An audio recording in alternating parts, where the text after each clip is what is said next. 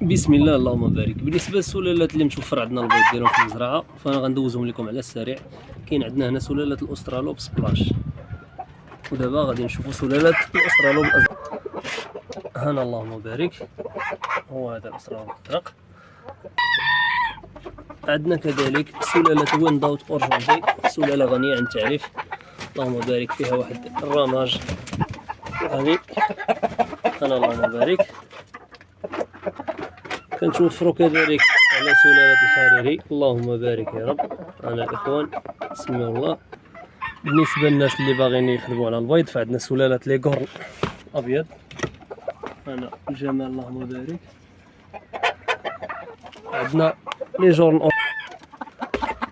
هنا. كاين الأيام سيماني كذلك، بالنسبة للناس اللي كيبغيو يتولعوا بالسيماني. وهنا الاحجام الصغيره البانطام، اللهم بارك. شوف ليا المواصفات، بانطام كايوتي.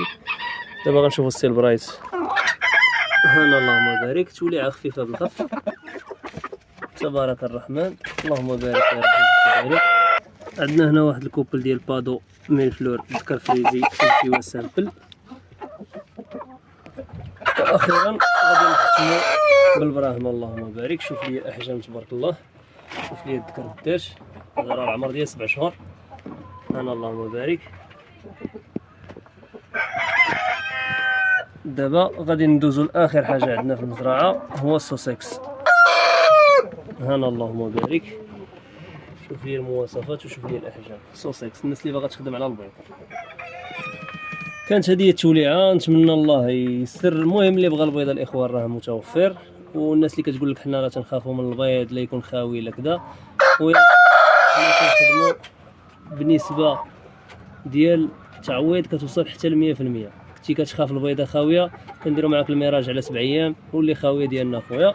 وهذا الشيء اللي كان، نتمنى الله يسر اللي غيشري واللي غيبيع. اللهم يسر للجميع، تهلاو في راسكم.